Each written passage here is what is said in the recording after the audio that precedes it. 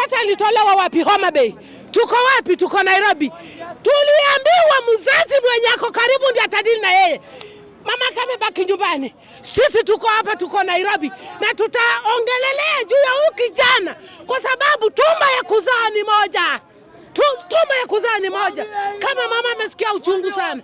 Kama mama amesikia mtoto mmoja, huyo mama atapata lini mtoto mwingine? Na amekuwa mzee.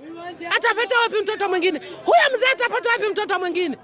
Wakimwambia hapo, wanamtoa kwa boma ya mzazi wake. Walikuwa wanamtoa wampeleke wapi?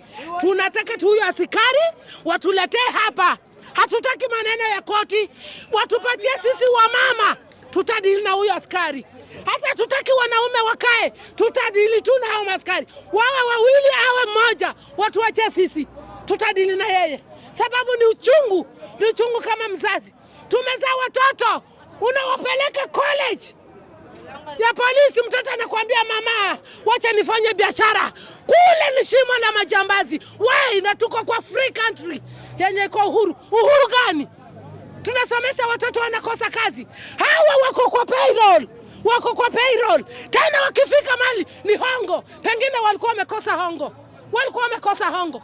Pengine mtoto hana chochote kwa mfuko. Angewahonga nini? Ndio wamwache uhai wake. Alikuwa na nini? Ni uchungu kabisa.